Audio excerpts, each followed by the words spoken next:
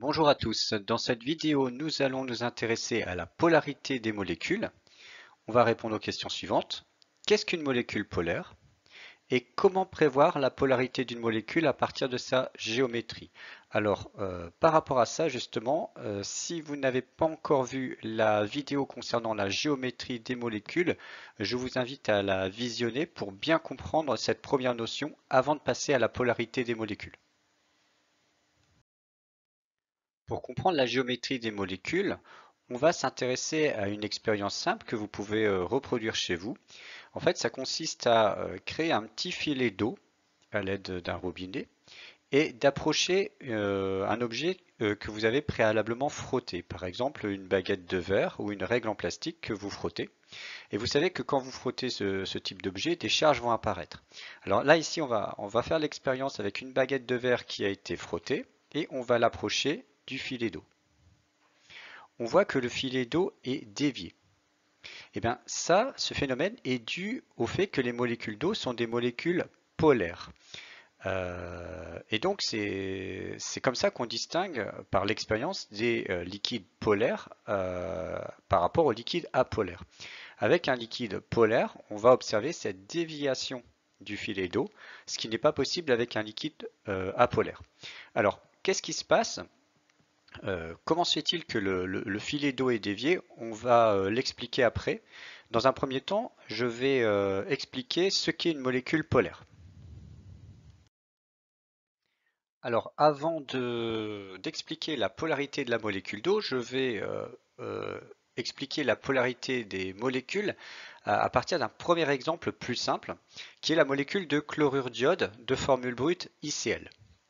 Alors, voici sa représentation. Je n'ai pas représenté les doublés non liants autour des atomes d'iode et de chlore, tout simplement pour alléger la représentation. Par contre, ici, nous avons le doublé liant entre ces deux atomes. Alors, n'oublions pas un doublé liant est constitué de deux électrons qui sont mis en commun, et ces électrons, ils ont des charges négatives.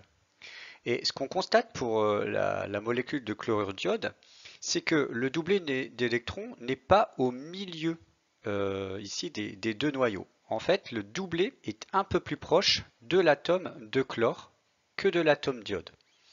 Les électrons sont en moyenne plus souvent présents autour de l'atome de chlore que de l'atome d'iode. Alors, ce déplacement du doublé vers l'atome de chlore, je vais représenter cela par un vecteur que je vais appeler vecteur déplacement et qui traduit simplement ce déplacement du doublé liant vers l'atome de chlore. Alors, le fait que les électrons sont plus proches de l'atome de chlore, cela va entraîner l'apparition d'une petite charge négative sur l'atome de chlore. Cette petite charge négative, on va la noter par la lettre, on va la noter delta moins. Donc ça, c'est la lettre grecque delta, delta minuscule.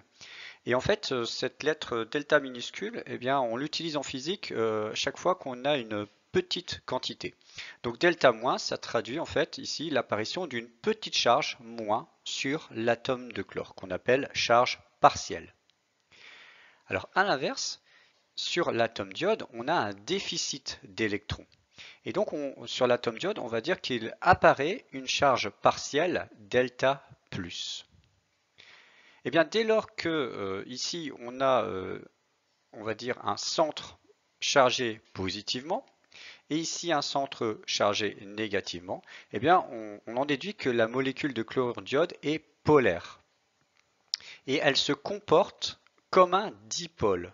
Qu'est-ce que c'est un dipôle? Eh bien c'est simplement un objet, ici que je représentais par un ovale, qui comporte deux pôles, un pôle négatif et un pôle positif.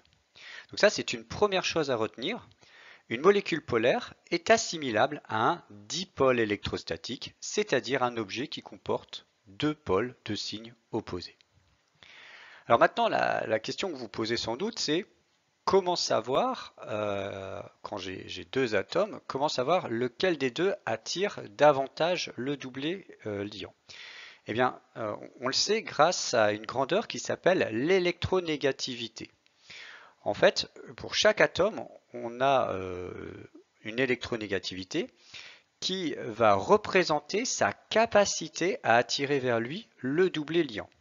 Et plus l'électronégativité est importante, plus l'atome va attirer vers lui le doublet. Alors par exemple ici, pour l'atome de chlore, on a une électronégativité de 3, ici, tandis que pour l'atome d'iode, une électronégativité de 2,5. Donc on voit que l'atome de chlore étant plus électronégatif que l'atome d'iode, c'est l'atome de chlore qui attire le doublet liant vers lui. Et c'est ça qui entraîne la polarité de la molécule de chlorure d'iode. Donc voilà un exemple simple. Je vais revenir maintenant à l'explication de l'expérience de la déviation du filet d'eau. Et après, on va s'intéresser à la molécule d'eau et on va justifier qu'il s'agit bien d'une molécule polaire. Alors expliquons maintenant l'expérience de la déviation du filet d'eau à l'approche de la baguette de verre frottée. Donc cette baguette frottée, elle se charge en électricité statique et apparaissent des charges positives sur la baguette. Le filet d'eau est constitué de molécules d'eau et on a dit que ces molécules d'eau étaient polaires. On va zoomer sur ce filet et comme les molécules d'eau sont polaires, elles sont assimilables à des dipôles qui comportent tous un pôle positif, charge partielle delta plus, et un pôle négatif, charge partielle delta moins. Nous savons que des charges de même signe se repoussent.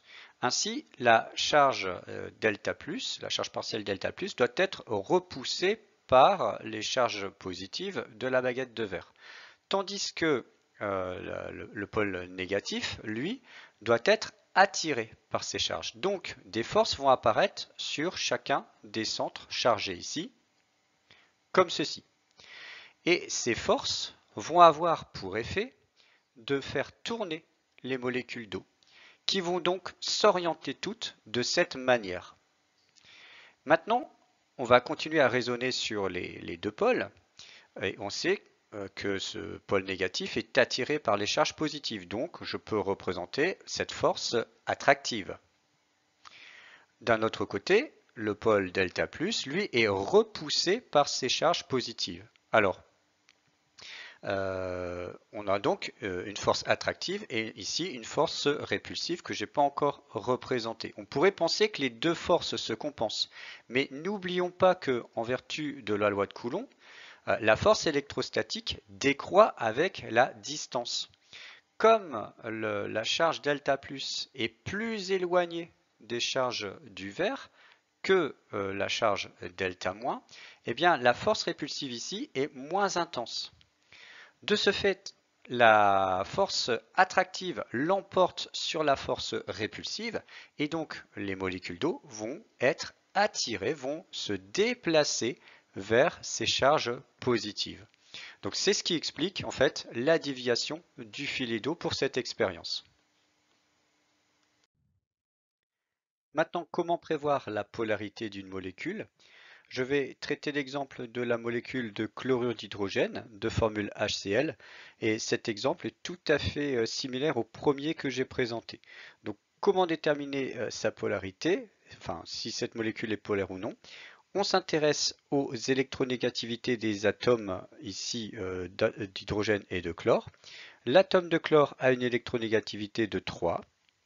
L'atome d'hydrogène a une électronégativité de 2,1. Ainsi, l'atome de chlore étant plus électronégatif que l'atome d'hydrogène, le doublet liant va se déplacer vers l'atome de chlore. Et ce déplacement du doublet liant vers l'atome de chlore, on va le représenter par un vecteur déplacement sur la liaison. Et donc ici, orienté vers l'atome de chlore. Et bien, comme la molécule possède un vecteur déplacement, eh bien, cette molécule est polaire. Donc, afin de déterminer la polarité d'une molécule, on va tracer les vecteurs déplacement pour chaque liaison de la molécule. Et s'il y a un vecteur déplacement résultant, alors la molécule sera polaire. Et donc cette molécule, elle sera assimilable à un dipôle électrostatique. Deuxième exemple avec la molécule de dioxyde de carbone CO2. On a déjà rencontré cette molécule précédemment. on sait qu'elle est constituée de deux doubles liaisons. Et ces deux doubles liaisons se repoussant l'une l'autre, la géométrie de la molécule est linéaire. Alors par rapport au cas précédent, cette fois-ci, il faudra raisonner sur la première liaison, qui est double ici, puis la deuxième liaison. Les électronégativités, nous avons 3,5 pour l'atome d'oxygène et 2,5 pour l'atome de carbone. Alors, raisonnons sur la double liaison de droite. Comme l'atome d'oxygène est plus électronégatif que l'atome de carbone, l'atome d'oxygène de droite va attirer vers lui la double liaison, les électrons qui constituent cette double liaison, et donc on va avoir ce vecteur déplacement résultant orienté vers la droite. Il en est de même pour la liaison de gauche. Cet atome d'oxygène va attirer vers lui la double liaison et on observe un vecteur déplacement ici orienté vers la gauche. Si bien que ces deux vecteurs déplacement se compensent. Si je fais la somme vectorielle de ces deux vecteurs, je trouve un vecteur nul. Par conséquent, ces deux vecteurs déplacement se compensent et il n'y a pas de vecteur déplacement résultant. Eh bien, la molécule est apolaire. Ça peut paraître surprenant, étant donné que les atomes présentent des différences d'électronégativité, mais pourtant la molécule est bien apolaire. Donc ce qu'il faut retenir ici, c'est que les différences d'électronégativité ne suffisent pas à elles seules afin de déterminer si une molécule est polaire ou non. Vous devez bien tracer pour chaque liaison de la molécule le vecteur déplacement et voir si ces vecteurs déplacement se compensent ou non. S'ils ne se compensent pas, eh bien la molécule sera polaire. Si les vecteurs déplacement se compensent comme on vient de le voir dans cet exemple, eh bien la molécule sera apolaire. Je vais maintenant traiter le cas très important de la molécule d'eau. Alors on a déjà rencontré cette molécule et on sait qu'elle a une géométrie coudée.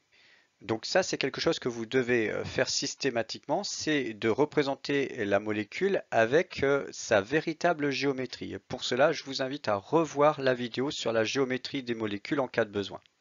Alors, on va s'intéresser à chacune des liaisons de la molécule et on va repérer les électronégativités, donc 3,5 pour l'atome d'oxygène et 2,1 pour chaque atome d'hydrogène. Pour la liaison de droite, nous avons une différence d'électronégativité en faveur de l'oxygène. Donc cet atome va attirer le doublet liant vers lui et on va représenter ce déplacement ici par ce premier vecteur. Il en est de même pour la deuxième liaison avec un vecteur déplacement là aussi orienté vers l'oxygène. Ces deux vecteurs déplacement ne se compensent pas. Par conséquent, la molécule d'eau est bien polaire. Donc ça, c'est quelque chose que vous devez faire quelle que soit la molécule que vous rencontrez. Vous devez tracer pour chaque liaison le vecteur déplacement et voir si ces vecteurs déplacement se compensent. Alors maintenant, on peut essayer de dessiner le dipôle qui représente cette molécule d'eau. Comme on a les vecteurs déplacement qui se déplacent vers l'atome d'oxygène, eh bien la charge delta- va apparaître sur l'atome d'oxygène. Après, il y a une petite difficulté avec les atomes d'hydrogène parce qu'ils sont au nombre de 2. Sur chaque atome d'hydrogène apparaît une petite charge partielle delta+, et moi je veux voir où apparaît le centre chargé positivement delta+, global par rapport à ces deux atomes. Et bien pour cela, je vais tracer une droite qui lie les deux atomes, et en fait, la charge delta+ va apparaître au milieu du segment joignant ces deux atomes. Voilà. Et donc la molécule d'eau est assimilable à ce dipôle ici, avec le centre delta- au niveau de l'atome d'oxygène et le centre delta+ au milieu du segment qui joint les deux atomes. Alors ce point-là, delta+, on va dire qu'il correspond au barycentre des charges partielles positives. Donc ça, c'est quelque chose que vous pouvez rencontrer dans certains ouvrages et je tenais à vous l'expliquer pour le cas de la molécule d'eau. Dernier exemple maintenant avec la molécule de dichlorométhane de formule CH2Cl2. Alors, la molécule est tétraédrique et voici sa représentation de Cram. Comme précédemment, on va tracer, s'ils existent, les vecteurs déplacement pour chaque liaison de la molécule. Pour cela, il faut s'intéresser aux électronégativités. Donc, pour le carbone, elle est de 2,5, chlore 3 et pour l'hydrogène 2,1. Alors maintenant, on va admettre une règle qui va simplifier les choses. C'est que si la différence d'électronégativité entre les deux atomes d'une liaison est inférieure ou égale à 0,4, eh bien on va considérer cette liaison comme non polarisée. C'est-à-dire qu'on va négliger le déplacement du doublet liant.